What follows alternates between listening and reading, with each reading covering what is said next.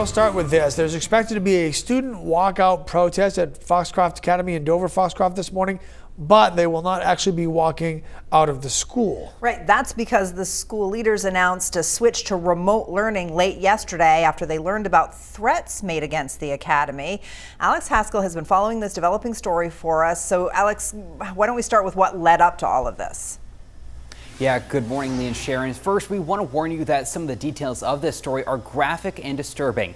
This all started back in February when two students were accused of sexually assaulting one of their classmates. The two accused students are facing serious charges, but some parents and students are upset. They were only told about the situation last week, and the students who were charged remain in school until just days ago. Foxcroft Academy headmaster Arnold Shorey says the school followed protocol.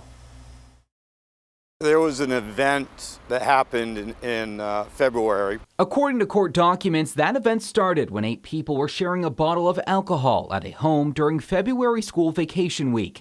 The alleged victim and another minor began to wrestle, and the victim claims he was placed in a headlock face down on a couch while another juvenile pulled his pants down and raped him with a bottle. We were made aware of it the Monday after the vacation was over. Foxcroft Academy headmaster Arnold Shorey says that was 8 days after the alleged assault. We immediately contacted the police, which is a protocol when something doesn't happen on school grounds or related to school. Just last Friday, they ended up in court, and so the event was made public.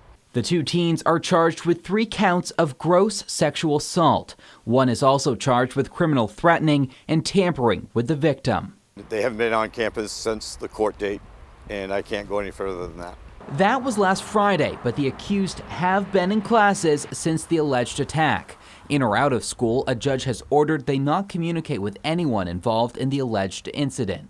We worked with the alleged victim's family from day one, and so we followed all the proper protocols. But some community members like Ashley Goslin aren't happy with the school.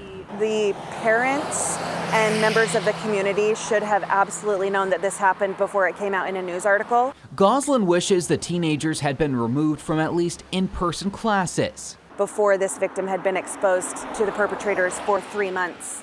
Elizabeth Walsh has 2 daughters who go to Foxcroft Academy. It was baffling, to say the least. Walsh says this moment has been especially hard on one of her children. She has started to say things like she doesn't want to go back to school, so that worries me. Now, Dover Foxcroft police are investigating the threats made against the school. We're told those threats are related to today's peaceful protest. In spite of the threats, organizers are planning to hold the event at 8:05 this morning in front of Foxcroft Academy. That's the time the first bell rings at school. They say the purpose of this is so the victim knows he is supported by his community. The Academy's headmaster says they support and celebrate their students and just ask that the protest to stay peaceful as planned. We'll keep you updated on this story. Alex Haskell, News Center, Maine.